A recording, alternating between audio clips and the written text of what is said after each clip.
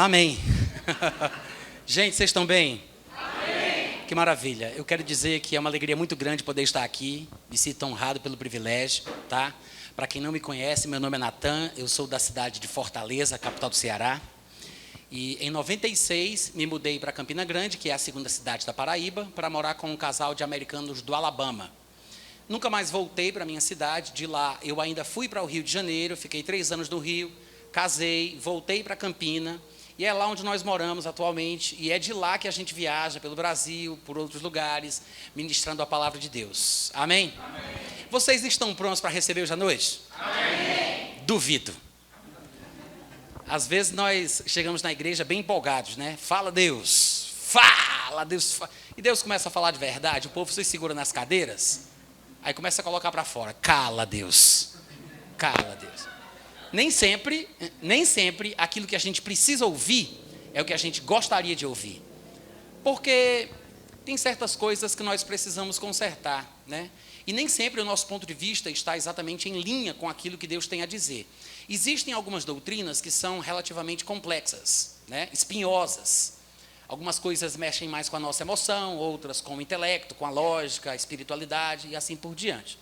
Eu não sei exatamente quais são as coisas específicas que eu vou falar com vocês. Nós vamos ter 4 tempos, cada tempo de 50 minutos, né? A gente começa a primeira sessão agora, vai ter um intervalo e depois a gente continua. E amanhã a gente repete a dose. Mas eu gostaria de começar hoje à noite falando sobre a importância da desobediência civil. Isso é sonoplastia divina, para assustar. Eu vou tentar de novo. A gente vai falar hoje à noite, ou pelo menos vamos começar agora no primeiro tempo, falando sobre a desobediência civil. Amém. Isso, diga amém pela fé, esse arrastado, esse amém arrastado mesmo, né? A importância, eu gosto de chamar essa mensagem de desobediência bíblica, porque é comum no meio cristão, nos meios religiosos de forma geral, a gente falar sobre a importância da hierarquia, da obediência, da disciplina, da submissão, não é? É comum. Nós temos inúmeros exemplos que nos remetem a tais coisas na palavra de Deus. Inúmeros. Mas existe uma mensagem que é pouco pregada, que é a importância da desobediência bíblica. A importância da desobediência civil. Pasme você, existe um lugar para isso na vida do crente. E talvez não se fale muito sobre isso, porque nós que somos os líderes temos o monopólio do microfone. Alô? Então pouco se fala sobre o abuso de autoridade. Se fala muito sobre a rebeldia, né? O povo que é rebelde, o povo que não ouve, o povo que é difícil, mas pouco se fala sobre o abuso de autoridade.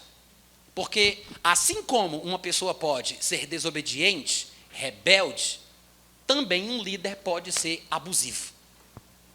E tanto é errado uma coisa como a outra. E nós precisamos encontrar o padrão da palavra para os dois lados. Amém, gente? Amém. A Bíblia diz, por exemplo, que o filho deve ser obediente aos seus pais, mas também diz para os pais não provocarem os filhos à ira. Fala numa relação conjugal que a mulher tem que ser submissa ao marido, mas diz que o marido é para tratar a mulher igual como Cristo trata a igreja. Amém. A Bíblia fala aos membros do corpo de Cristo que eles têm que ter um comportamento de máxima consideração para com aqueles que os lideram, mas fala aos que lideram que não sejam dominadores. Então, existem recomendações para o submisso e para aquele que exerce uma posição de autoridade. E essa verdade se aplica dentro da igreja, mas ela se aplica também na nossa vida em sociedade. E às vezes eu acho que nós temos ou preguiça de pensar, ou nunca tivemos a necessidade de agir.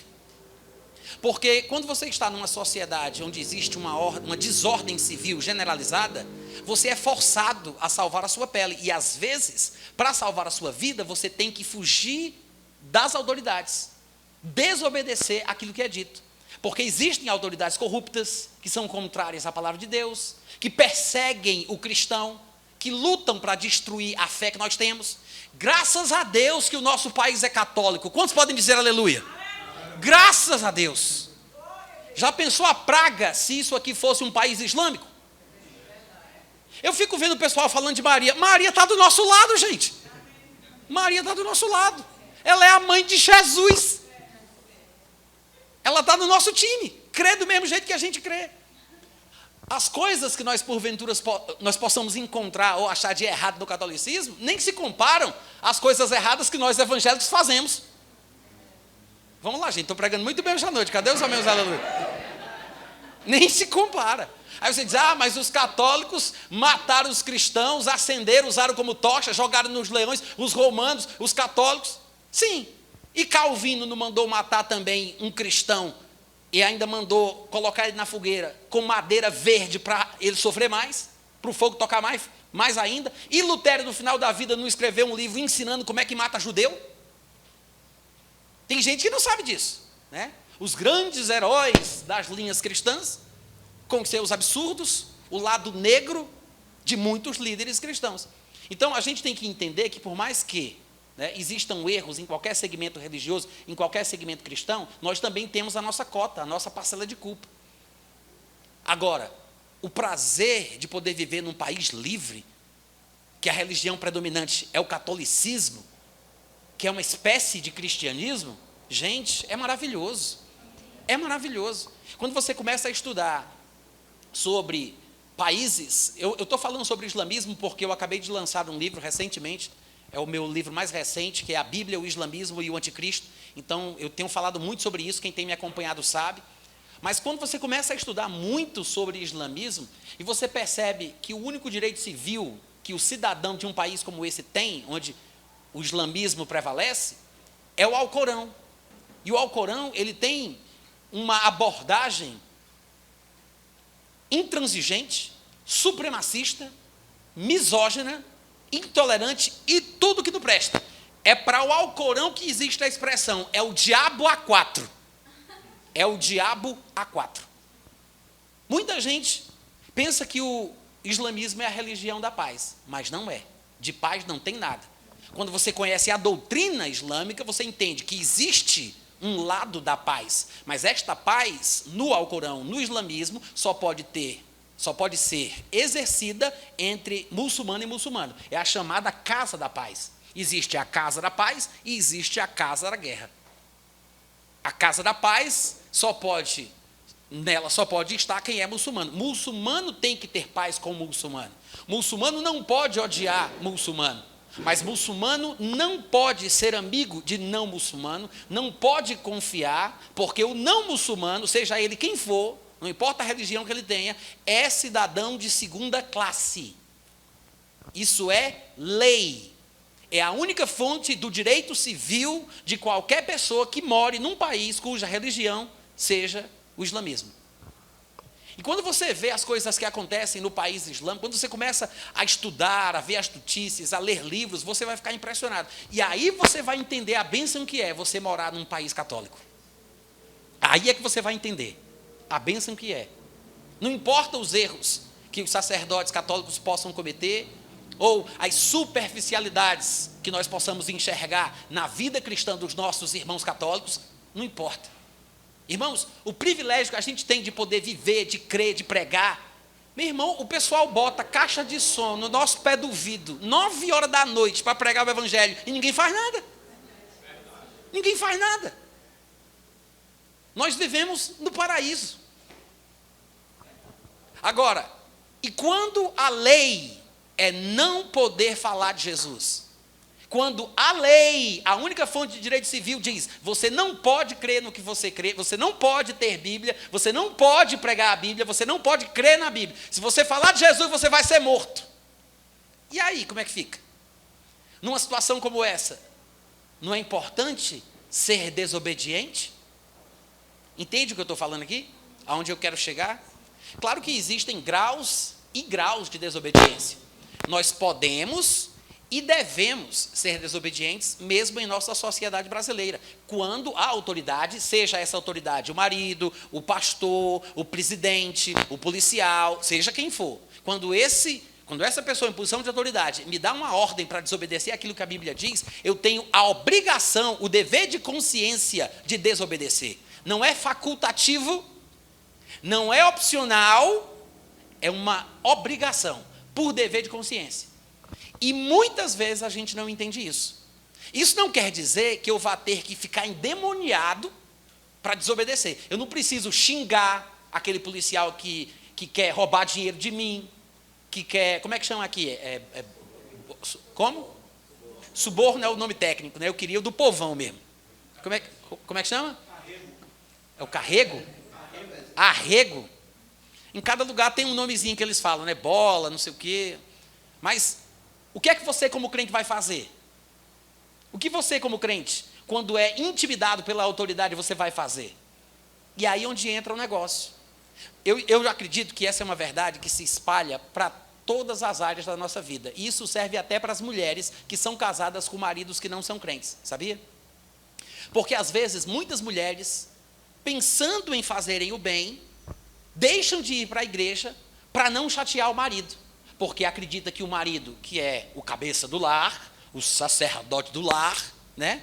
Ele tem que ter uma sensação de honra, ele tem que ser honrado, ele tem que ser considerado. Então, numa ilusão de achar que está fazendo uma coisa positiva, a mulher muitas vezes deixa de congregar para tentar apaziguar a ira do marido, para tentar agradar o marido, honrar o marido, sem perceber que está colocando-o cada vez mais longe do evangelho.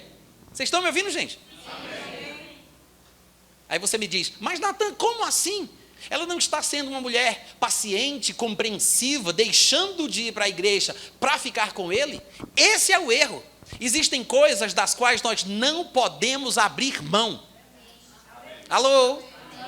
Se o marido disser para a mulher, você não vai mais para a igreja, eu não quero você mais na igreja, você não vai mais congregar. Tem muita mulher que deixa de congregar, porque acha que pode dar uma confusão maior do que ficar em casa. Se ela for, vai ser uma confusão maior do que ela ficar em casa. Então ela abre mão de uma coisa que ela tem que fazer por causa de uma ordem que o marido deu. Aí ela está fazendo um favor, ela está agindo com sabedoria. Ela abre mão da congregação. Mas a Bíblia diz claramente em Hebreus capítulo 10, versículo 25, que nós não devemos deixar de nos congregar como é costume de alguns, antes pelo contrário, devemos fazer admoestações, e tanto mais admoestações devemos fazer, quanto vemos que aquele dia se aproxima. A Bíblia é muito clara, ela diz, não deixemos de nos congregar. Quando existe assim, uma declaração no imperativo, clara e direta, não... O que é que eu estava falando? Você que foi a culpada. O que é que eu estava dizendo? O que é que eu estava dizendo? Não, isso eu sei. Qual é? Hebreus 10, 25. Está escrito, não deixemos de nos congregar, como é costume de alguns. Então, se a Bíblia diz claramente, não devemos deixar, não deixemos de nos congregar, o que significa, gente? A gente não pode deixar de se reunir. E eu sei que os desigrejados, né, revoltados, vão dizer que isso significa não deixar de se reunir. E é claro que é isso que significa. Eu não estou falando sobre instituição, CNPJ, logomarca, não estou falando de nada disso. Eu estou falando sobre a essência do Evangelho, a despeito dos contextos nos quais estejamos inseridos. Existem obrigações sociais e nós devemos cumprir. Se é preciso ter uma inscrição estadual, um CNPJ, uma vara de funcionamento, porque existe muita gente no lugar e tem que seguir as regras de segurança e tudo mais, gente, vamos seguir, não tem problema nenhum. Se eu tenho que prestar contas diante do governo, diante do Estado, como pessoa jurídica, tudo bem, tem que ter alguém para assumir a responsabilidade. Não tem nada a ver uma coisa com a outra. O que eu estou querendo dizer aqui é que a Bíblia fala que nós temos que nos reunir com certa frequência. É isso que a Bíblia fala sobre se congregar. Então, é preciso que haja essa congregação. Então, a despeito de quantos dias a pessoa vá fazer a reunião, vá se reunir, vá se congregar, ela tem que fazer. Não importa a frequência, quantas vezes na semana, mas ela tem que encontrar uma maneira de fazer isso. E se o marido disser que não faça? Muitas mulheres deixam de ir porque acham que é uma coisa mínima, é um sacrifício mínimo que ela pode fazer, passar, pelo bem da família, pelo bem do marido, sem perceber que o que ela está fazendo é um desserviço. Agora, ela deixa de se congregar, mas se o marido disser, no próximo final de semana você vai para o bar beber cachaça comigo, ela diz que não vai. Se o marido disser, eu quero ver você tendo relações sexuais com outros homens, ela não faz. Ou seja, coisas absurdas que chocam o seu bom senso de forma imediata, ela bate o pé e diz que não. Mas coisas que parecem ser de menos, como congregar, ela abre mão. Sem perceber que, deixando de se congregar, ela está transmitindo para o marido uma mensagem. Realmente é mais importante ficar contigo do que na igreja. É mais importante deixar de ir do que lhe desobedecer. Vocês entenderam? Lhe desobedecer, né? Aí eu pergunto, será que é mais importante obedecer ao marido e deixar de congregar? É claro que não. A mensagem é errada. Você está mostrando para ele que essa sua fé não vale nada. Você não crê o suficiente para encarar, eu vou dizer assim de uma forma poética e filosófica, a morte. Porque não é a morte. Um marido de 50 anos mimado, que fica de beicinho, porque a mulher saiu, não é a morte. Ah, mas você não conhece o meu marido, irmão Natan, é um cavalo batizado. Bom, pelo menos graças a Deus, o cavalo já foi batizado, mas, ainda que ele seja mais grosso do que papel de enrolar prego, você tem que entender que você pode mudar o seu marido. Amém? Claro que tudo que eu estiver dizendo aqui para a mulher serve para o marido também, tá? Né? Mantendo as devidas proporções, mas a gente vai chegar lá. De qualquer forma, o que eu quero dizer aqui é o seguinte: às vezes nós atrapalhamos a conversão dos nossos parentes, colocando de forma geral, nós atrapalhamos, porque nós demonstramos o nosso descaso para com a palavra. Não estamos prontos para bater o pé e dizer, não deixo, não largo, não paro. A gente abre mão fácil, se desfaz fácil. Qualquer coisa para a gente é motivo de deixar de ir para a igreja, de abandonar a Bíblia, de abandonar a fé. Qualquer coisa. E a gente olha para a Bíblia e a gente não vê esse tipo de exemplo. Irmãos, tem uma palavra, tem um texto, uma história que me emociona. Eu acho fantástico. Daniel capítulo 3. Se você for ler lá depois em casa, você vai ver que coisa extraordinária. Porque os judeus estavam cativos na Babilônia. E o doido do Nabucodonosor, né, que de vez em quando inventava uma maluquice, diz, vou inventar agora mais uma, vou fazer uma estátua, vou tocar aí umas trombones, umas cornetas, um negócio, uns berros de boi. Quando começar a vir o barulho da música, todo mundo vai ter que ficar prostrado para frente dessa imagem. Aí, mas por quê? Porque eu quero! Só por isso, porque eu quero! Doidice de quem manda, doidice de quem tem poder, doidice de quem tem autoridade. Quer que todo mundo adore o Deus dele, quer que todo mundo faça o que ele quer que seja feito. Coisa de gente que está no poder, que não pensa nos outros, que quer que todo mundo creia como ele, viva como ele, pense como ele.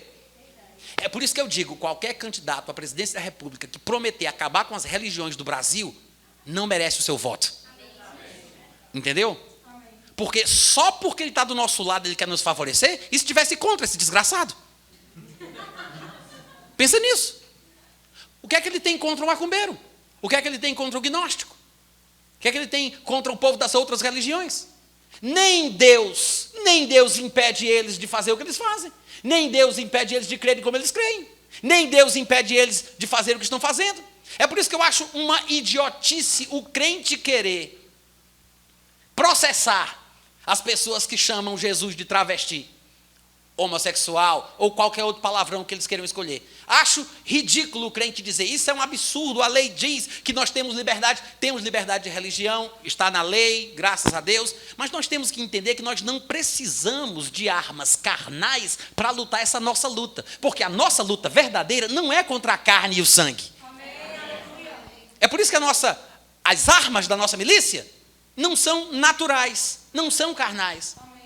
Então, querer brigar com os outros porque falam mal de Jesus é a mesma coisa de dar o direito para eles brigarem conosco quando falamos mal da homossexualidade. Ah, mas é a sua opinião. Ah, mas eu posso falar. Bom, 2 pesos e 2 medidas, né? Então, porque você não quer que ninguém fale mal de Jesus, mas você quer falar mal da vida que eles têm, dos pecados que eles cometem. Por que todo mundo não fica na paz e fala o que quiser e sofre as consequências daquilo que diz? Cada um vai prestar contas da sua palavra. Cada um vai prestar contas daquilo que diz. Cada um vai enfrentar as consequências dos seus atos, das suas escolhas, diante dos homens e diante de Deus. vai ganhar antipatia ou simpatia, e no fim vai ser julgado por tudo. Mas o problema é que nós estamos hoje em dia nessa sociedade cibernética, né, onde tudo acontece dentro do celular. A gente está muito voltado para os formadores de opinião, para o que o povo fala. Hoje em dia a igreja está mais política do que evangélica. O militarismo cristão hoje em dia é podre. É podre. Você não viu como foi na última eleição que teve? Bolsonaro e Lula, confusão. Muita gente perdendo o testemunho para Bolsonaro ganhar. É verdade. É verdade. Parentes meus, amigos meus, famílias cristãs racharam ao meio. Eu não sei se aconteceu com vocês. Mas lá onde eu moro, meu irmão, a confusão, ridículo. Era para lá, para cá. Claro que nós temos que ter a nossa opinião, temos que defender as nossas ideias, podemos expressar isso em público, mas nós temos que ter cuidado. Acima de todas as coisas, nós temos que temer o Senhor. Porque não tem homem nenhum, que vá prestar contas diante de Deus pelas coisas que eu disse e que eu fiz no dia que eu for ser julgado. Não pense que quando você chegar lá você dizer, mas foi Bolsonaro, Jesus, tu sabe. Bolsonaro. Não tem saída. Não quer dizer que você não possa ter opinião, mas nós temos que entender, irmãos, que o cristianismo é muito mais importante do que a política. E eu sei que nós temos que orar pelas pessoas que estão investidas de autoridade. Temos que ter consciência, temos que votar de forma pensada, de forma ajuizada. Não devemos ser alienados. Não significa nada disso que eu estou falando aqui. Só que tem um detalhe, há uma diferença enorme. Há uma diferença enorme entre fazer pesquisa, debater, conversar e perder o controle emocional. Quantos cristãos não perderam o controle? Que ficaram vermelhos? Que ficaram com raiva? Que perderam o testemunho? Mas se eu não tiver um país onde a paz reine, como eu vou viver o cristianismo? Como eu vou pregar o evangelho? O cristianismo começou debaixo do poderio de Roma. Começou debaixo de um império opressor. Começou com perseguição desde o começo. Era a gente morrendo em banda de lata, Satanás correndo atrás dos crentes, pega, não pega, ora não pega. O tempo inteiro. Então por que essa preocupação agora? Se você vive no país das maravilhas, meu filho. Não importa o corrupto que esteja na liderança. Oramos a Deus que homens justos estejam no poder, para que nós possamos ter uma vida tranquila, mansa, sossegada. Oramos.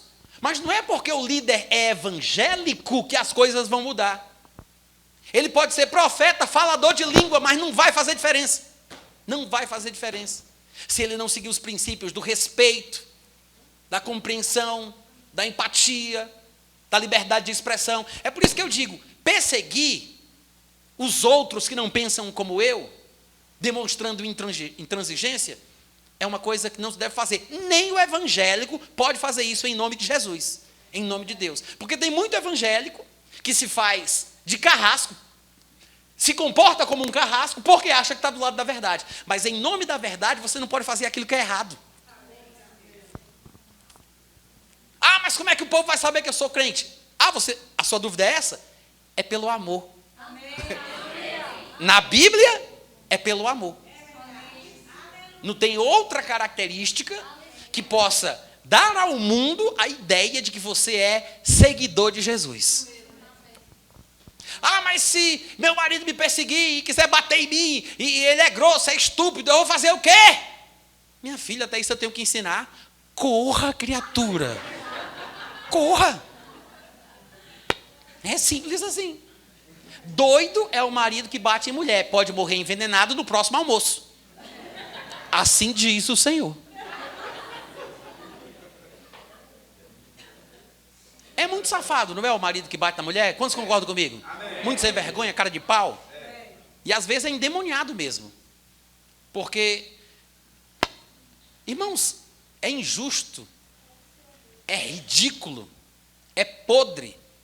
E eu digo mais, se o marido bate na mulher, a mulher tem o direito de separar desse marido, avisar a polícia o que ele fez pedir a ajuda dos irmãos para tomar providência. Porque às vezes ela está sozinha, a família está em outra cidade, ela não tem a quem recorrer. Não tenha vergonha, procure o pastor. Olha o tamanhozão desse pastorzão aqui. Procure o pastor da igreja. Pegue mais 3 homens assim da lapa dele. E vá levar a ceia para esse cavalo batizado lá na sua casa. Aí você diz, Natan, mas como é que eu vou separar do meu marido? A Bíblia não diz que o casamento é sagrado. É justamente porque o casamento é sagrado que você não pode ficar num lugar que já não é mais matrimônio. Numa situação que não reflete o que há de sagrado no matrimônio. Não há nada de sagrado num relacionamento onde o homem bate na mulher. Ou da mulher que bate com uma frigideira nos dentes do homem. Também tem isso. Né? Eu conheço homens que perderam os 2 dentes da frente porque a mulher deu uma caçarolada na boca dele. Vocês estão rindo porque não foi com vocês. Mas é a verdade. É verdade. Agora, o que é que eu estou querendo dizer com isso? Gente, nós precisamos ter uma postura de crentes em qualquer situação que a gente viva. E às vezes é preciso desobedecer. Custe o que custar. Na história de Nabucodonosor, por exemplo, lá em Daniel capítulo 3, o homem levantou aquela estátua, disse o que queria que o povo fizesse. Quando os judeus não se prostraram, no texto se destacam Sadraque, Mesaque e Abdinego, né? Os fofoqueiros correram lá para o Nabucodonosor para dizer, tem uns judeus aí que não se prostraram, não. Tu deu a ordem e tudo mais, mas eles ficaram de pé lá, os bichos. Aí disse, chama aqui. E disse que ele ficou com raiva, com furor, que o semblante dele mudou, o homem estava irado, bufando pelas ventas. Não sei se vocês vão entender o que significa isso, né? Ele mandou chamar. E aí ele disse, é verdade, é isso mesmo. Pois eu vou dizer para vocês, eu vou mandar tocar o berrante de boi de novo. Eu vou mandar tocar a buzina de novo. E se vocês não se prostrarem, eu vou lançar vocês dentro do fogo. E o que eu acho bonito nessa história é o que Sadraque, Mesaque e Abdinego disseram. Porque em Daniel 3,16, a resposta deles é a seguinte, Nabucodonosor, porque quando Nabucodonosor estava discursando com eles, né, explicando o que iria fazer, no finalzinho da sua palavra, no versículo 15, ele diz, agora, pois, está dispostos, viu? E quando ouvirdes o som da trombeta, do pífaro, da cítara, da harpa, do saltério, da gaita, etc. e tal, aí ele diz, prostrai-vos e adorai a imagem que eu fiz, porque se não adorardes, sereis no mesmo instante lançados na fornalha de fogo ardente. E quem é o Deus que vos poderá livrar das minhas mãos? Quem é o Deus? Hein? Nabucodonosor, doido! Quem é o Deus? Aí eles respondem. Ele perguntou, quem é o Deus? Eles disseram, bom, quanto a isto, não necessitamos de te responder. Agora, se o nosso Deus, a quem servimos, quiser livrar a gente... Eles estavam contando com a morte, gente. Eles estavam contando com a morte. Eu quero que você entenda que quando nós lemos essa passagem, que nós sabemos que eles não morreram, que houve esse milagre, a gente fica tudo emocionado. A gente faz música, a gente canta, a gente pula. Mas ninguém queria estar na pele deles sem ter a certeza que o negócio vai dar certo. Porque eles não estavam aqui agindo em fé, rompendo em fé, para não ir para a fornalha. Eles estavam rompendo em fé para morrer na fornalha. Eles não estavam nem aí. A vida deles não era preciosa para eles mesmos. E se é para matar, mata, desgraça. É para matar, mata. Eles não estavam nem aí. Eles, se Deus quiser livrar, se Ele quiser livrar, que não livre. Agora, se não, olha o que eles dizem no versículo 18. Se não, fica sabendo, ó rei, que não vamos servir os teus deuses. Fica sabendo, porque não ia dar tempo para falar depois que tivesse morto, né? Se Deus livrar, depois eu te explico como é que funciona. Se Deus livrar, eu sair de lá, a gente faz um seminário. Mas se não livrar, já fica logo sabendo que nós não vamos servir os teus deuses, não adoraremos a imagem de ouro que levantaste. Vocês acham que Nabucodonosor ficou com raiva?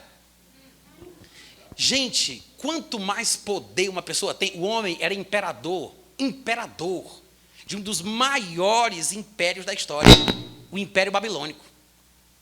Quem é esse bando de gato pingado, comedor de feijão, que vem dizer para mim que não vai fazer o que eu estou mandando?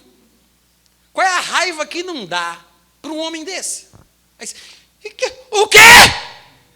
Fica sabendo que a gente não vai se curvar. Fica sabendo.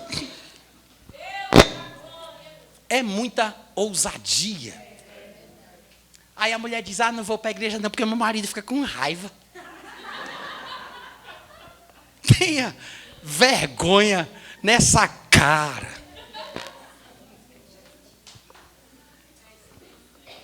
Você não precisa ficar endemoniada para falar para o marido que vai para a igreja, né? E xingar, esculhambar, brigar. Não, você tem que manter a classe, manter a sua postura. Diz, honey, chuchuco, benzinho, chuchu, eu amo você, estamos casados, está tudo bem, mas eu não vou fazer isso. Aí se ele se espernear, se endemoniar, cair no chão, aquela coisa toda, igual uma galinha sem cabeça, não interessa, você vai para a igreja. Quando voltar, você coloca a janta dele, conversa com ele, faz cafuné, até ele se acostumar, até ele entender que existem valores dos quais você não vai abrir mão. Porque se você for na onda de fazer o que ele quer, só porque ele é o marido, e você não quer causar uma confusão maior, você vai estar estragando a possibilidade dele se converter. Porque ele precisa ser tocado no fundo do coração para entender o que é que te move a ponto de desobedecer, a ponto de fazer um negócio desse. O que é isso que mexe contigo? Que verdade é essa que está no seu coração, que te faz ter essa força, essa coragem, essa determinação? Entende o que eu estou falando? Agora, não vá depois chegar em casa e tentar agir como se fosse uma pessoa que tem convicção, não. Não fique imitando as coisas que eu disse. Primeiro, desenvolva essa convicção, tenha essa certeza no coração, para que você possa agir de forma correspondente. Quantos estão entendendo? Amém. Quando Pedro e João, que curaram aquele paralítico que estava mendigando na Porta Formosa, quando eles foram abordados pelas autoridades de Israel, que lhes ordenaram que não ensinassem, não pregassem, não falassem no nome de Jesus, e eles disseram que não iriam parar de falar, lembra disso? Vocês lembram ou não lembram? Eles disseram, não vamos parar de falar, a gente não vai parar de pregar, ou seja, a gente vai desobedecer. Só que a resposta que eles dão é interessante, eles dizem, nós não podemos deixar de falar das coisas que vimos e ouvimos. Está lá em Atos 4:20. Eles disseram, não podemos deixar de falar das coisas que vimos e ouvimos. Que não podemos deixar de falar, todo mundo sabe. Só que o pessoal esquece que a gente não pode deixar de falar do que a gente viu, do que a gente ouviu, do que a gente viveu. Sabe por que falta essa convicção? A gente não vê nada, a gente não ouve nada, a gente não vive nada. É tudo experiência de segunda mão. É o que contaram para a gente, é o que lemos nas histórias da Bíblia. Então é fácil a gente parar de congregar, é fácil a gente parar de viver da forma cristã com qualquer ameaça, com qualquer perseguição. Porque a gente não tem a base que impulsiona o cristão a peitar a autoridade e dizer, antes importa obedecer a Deus do que os homens. A gente não tem essa força motriz que vem de dentro, ou seja, coisas que nós vimos e ouvimos. É isso o que Pedro e João respondem. Não podemos deixar de falar das coisas que vimos e ouvimos. É uma coisa que mexe, é profundo, é uma experiência real. Talvez seja isso que esteja faltando. Uma comunhão maior com Deus, para que nós tenhamos o entendimento, ou pelo menos a ousadia, do porquê não podemos obedecer a tudo, não podemos se submeter em qualquer situação. Lá em Marcos capítulo 3, do versículo 13 ao 15, a Bíblia diz que Jesus subiu ao monte e chamou os que ele mesmo quis, e vieram para junto dele. Então designou 12 para estarem com ele, para os enviar a pregar e a exercer a autoridade de expelir demônios. Jesus designou 12 para, em primeiro lugar, estarem com ele, para os enviar a pregar e para exercer a autoridade de expelir demônios. Marcos 3, do 13 ao 15. Olha só, designou 12 para estarem com ele, para os enviar a pregar e para exercer a autoridade de expelir demônios. Na Bíblia, no livro de Marcos, vamos deixar assim, né? Vamos nos restringir ao Evangelho de Marcos, que é o que a gente está lendo, ou pelo menos citando. Jesus começa expelindo demônios. Um demônio se manifesta numa das suas primeiras pregações registradas. Ele expulsa o demônio, o povo fica admirado com a sua autoridade. Porque ele falava como quem tinha autoridade, e não como os escribas, os fariseus, os religiosos, os diabologistas de Jerusalém. Os acadêmicos, né? Os PhD em divindade. Não, ele falava como quem tem autoridade. Ele falava com uma palavra e os demônios obedeciam. Amém. A princípio, parecia que ele seria o único capaz de fazer isso. Mas logo em seguida, ele dá autoridade aos 12. Um pouco depois, ele manda 70. E no final do livro, ele diz: todo aquele que crê vai expulsar demônio. Amém. Então, é uma coisa que vai escalonando. Né? Começa com Jesus, passa para os 12, vai para 70 e aumenta para todos os que creem. Amém. Então, a expulsão de demônios é uma característica bíblica do cristão. Expulsar demônio é coisa de crente. Amém, Amém gente? Amém. Expulsar demônio é coisa de crente. Agora, o que é interessante é que a expulsão de demônios, que chama muita atenção, inclusive em igrejas que fazem apelos mais populares à massa, ao povão, essas coisas de demônio, falar com o demônio, fazer entrevista, dar um cafezinho, sentar na cadeira, dá muito certo, principalmente aqui no Brasil, né? Porque chama atenção. É espetaculoso, é interessante, né? Chama atenção. Só que isso é uma consequência derradeira de uma lista. Jesus escolheu 12 para estarem com ele, depois para os enviar a pregar e, por fim, para exercerem a autoridade de expelir demônios. Então, quem expele os demônios? Aqueles mesmos que pregam. Quem são os que pregam? Aqueles que gastaram tempo com Jesus. Amém. É essa experiência que vem, em primeiro lugar, estar com Jesus, na oração, em comunhão. É esse estar com Jesus que vai redundar em tudo isso. É por isso que quando Pedro e João tiveram essa ousadia, petulância, né, nós poderíamos dizer, de falar que não ouviriam os homens se o que os homens dissessem fosse contrário ao que Deus mandou. Eles foram preparados por Jesus para pregar, como é que agora eles iriam calar a boca pelas ordens das autoridades de Israel? Porque as autoridades de Israel estavam dizendo que eles não falassem, não ensinassem, mas no nome de Jesus. Eles foram treinados por Deus para falar, como é que eles vão obedecer aos homens se a ordem dos homens é contrária à ordem de Deus? Sempre que a ordem humana for contrária à ordem divina, nós temos que desobedecer. Amém, irmãos? Se for uma questão de opinião, não é nada que fira a Bíblia, não vai contra a palavra de Deus. Então, se a sua autoridade, a autoridade que está sobre você, tem uma opinião diferente do que você pensa, então manda quem pode, obedece quem tem juízo. Faça o que ele está falando, porque não fere a Bíblia. Ele não está mandando você mentir.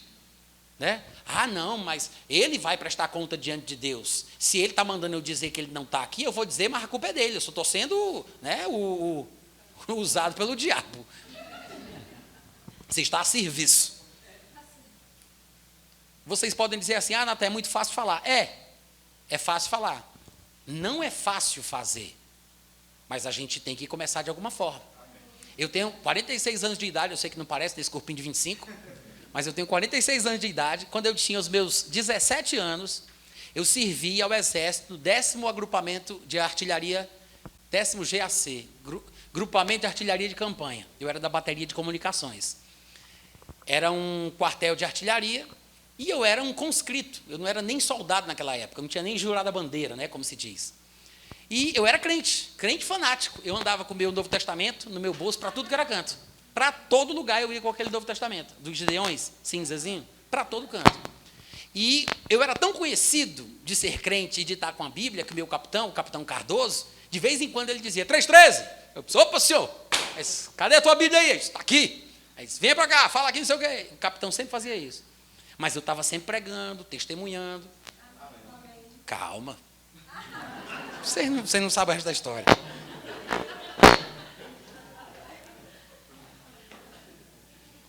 Um dia, eu estava de serviço no Portão das Armas, que é uma espécie de recepção do quartel. Estava lá no Portão das Armas, aí o telefone tocou.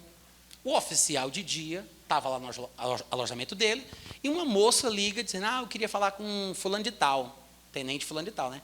Aí eu disse, só um minuto. Corri no alojamento dos oficiais, eu não era nem soldado. Vocês não entendem o que é isso, gente. Aí eu cheguei lá e disse, com licença, senhor! Fulano de tal está chamando o senhor lá na recepção, lá no portão das armas, quer falar com vocês. Não, vá lá e diga para ela que eu não estou. Fechou a porta na minha cara. Eu não sou nada, não sou ninguém para ele. Então ele fechou a porta na minha cara. Eu fiquei olhando assim para a porta, dei as costas, fui saindo. Aí eu disse assim, como assim eu vou dizer que ele não está? Aí eu voltei lá, bati na porta e assim, senhor, com licença, eu não posso dizer isso porque eu não minto. Eu acho melhor o senhor lá e mesmo dizer que não está, porque eu dizer eu não posso. Ele olhou para mim com os olhos furiosos. Era pior que Nabucodonosor.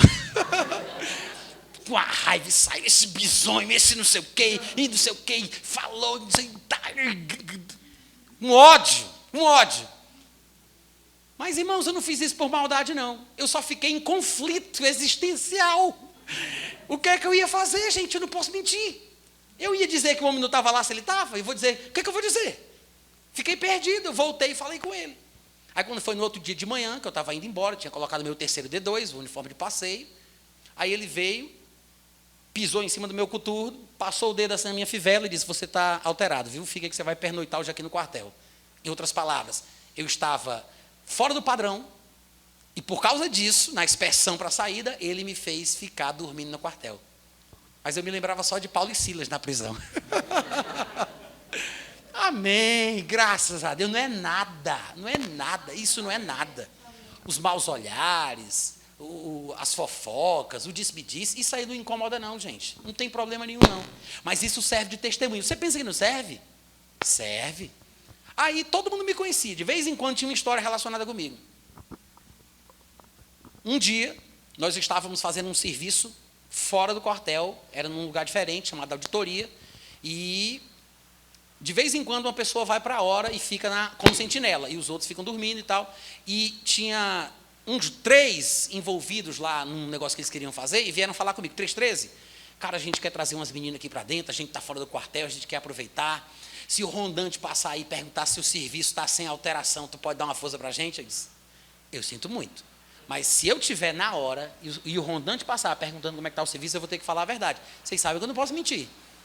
Eles ficaram com ódio de mim, começaram a murmurar e não fizeram nada de errado, mas quando voltaram para serem rendidos, eu fiquei na guarda, voltaram, falaram para todo o pessoal que estava de serviço, quando eu voltei, todo mundo queria me bater. Todo mundo se juntou para vir para cima de mim, e os tenentes precisaram me cercar para me proteger, porque eles estavam querendo me bater, porque eu não fui companheiro deles, mas os tenentes me protegeram. Aí você diz assim, mas Natan, isso não é ganhar antipatia? Isso é ganhar fama, meu querido. Fama. Todo mundo conhecia o crente, o 313 da bateria de comunicação.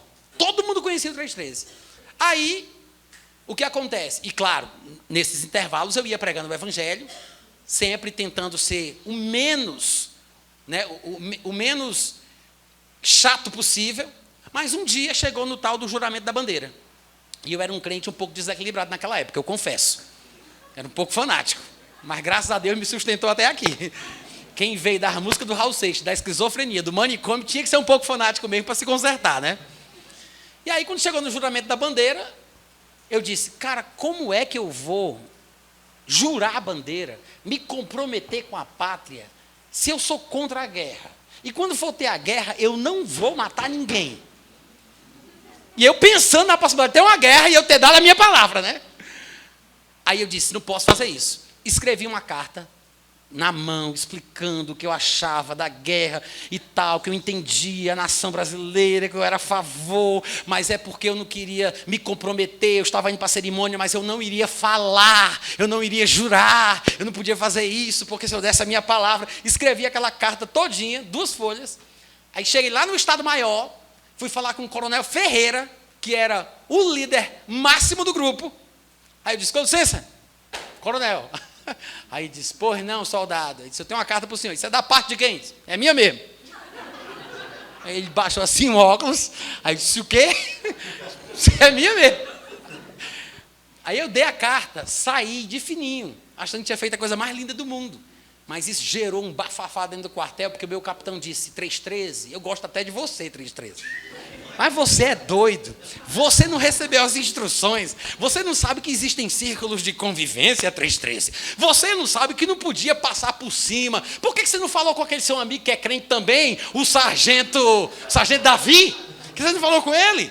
Não tinha um cabo aí com quem você pudesse falar? Por que você não procurou um tenente? Por que você foi logo no coronel Ferreira para dar... Ele vai me prejudicar. Ele vai me punir também em 313. 313, você prejudicou todo mundo. Aí eu fiquei pensando, meu Deus, será? Aí ele disse, o coronel Ferreira quer falar com você hoje.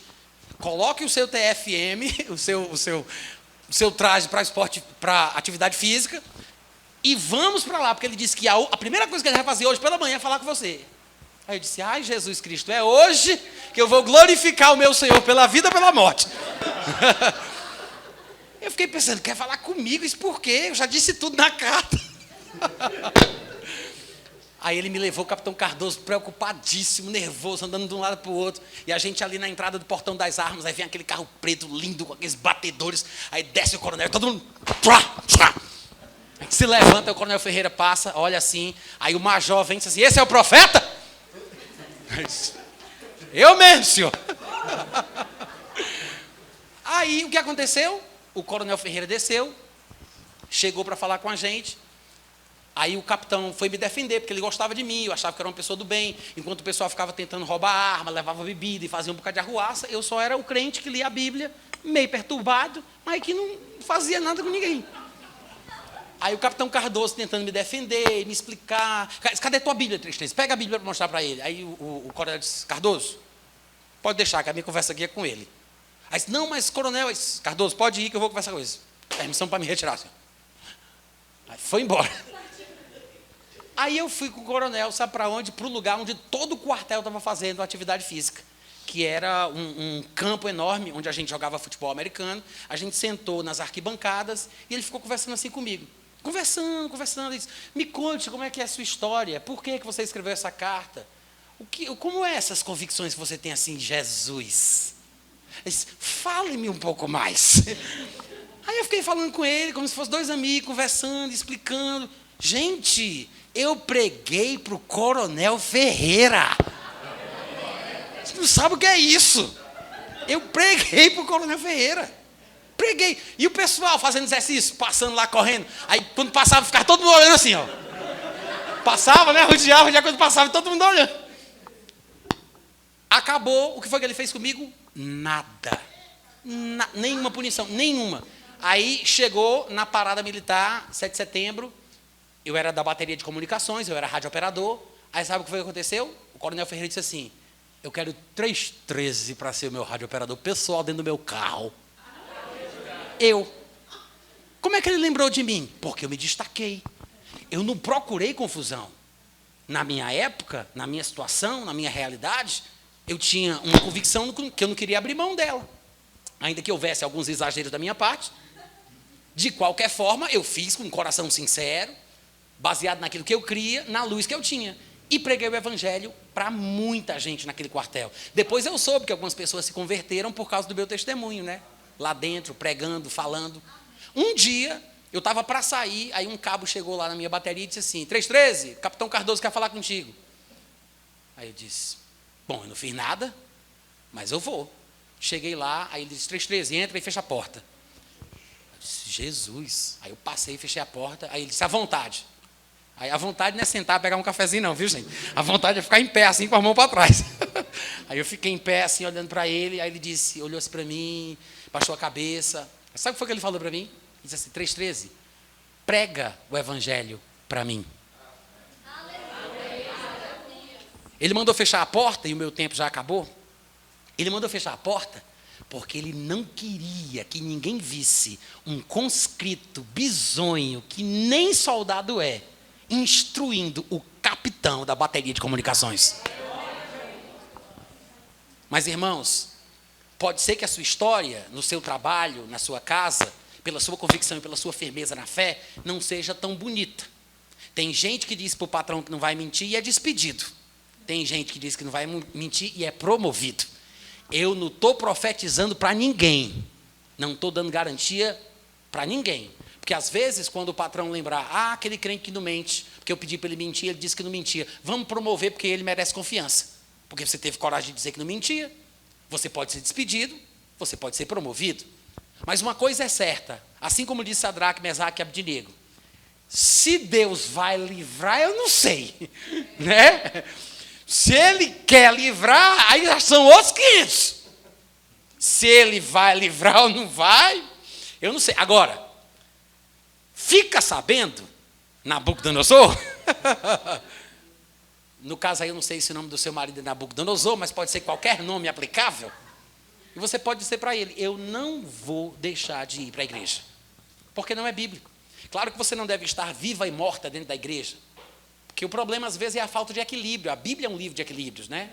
Manso como pomba, prudente como serpente, menino na malícia, adulto no entendimento. A Deus o que é de Deus, a César o que é de César. Não sei se o nome do seu marido é César, mas você tem que dividir o seu tempo entre o seu marido e a igreja. Então você não pode ficar viva e morta dentro da igreja.